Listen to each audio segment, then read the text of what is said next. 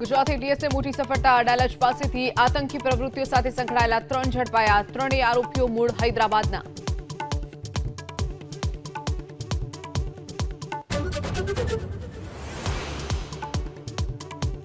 રાજ્યમાં ટેકાના ભાવે મગફળી, અડદ, સોયાબીન, મગની ટેકાના ભાવે ખરીદી. આજથી 97 કેન્દ્રો પર તો કાલથી 300 કેન્દ્રો પર ખરીદી. બનાસકાંઠા, રાજકોટમાં પણ ખરીદી શરૂ.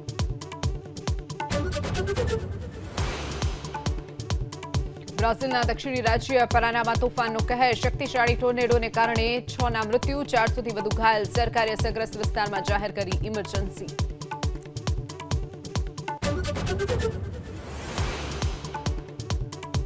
ફિલિપાઇન્સમાં કાલમેઘી તોફાનના કારણે ભારે વરસાદ. અનેક વિસ્તારમાં પૂરની સ્થિતિ. રહેણાંક વિસ્તાર પાણીમાં ડૂબ્યા. રમકડાની જેમ તરતા જોવા મળ્યા વાહનો.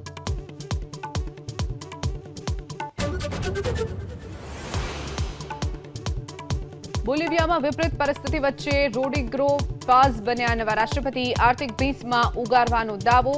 ઓઇલની અછત, ખાદ્ય સામગ્રીના અભાવ સહિત અનેક પડકાર.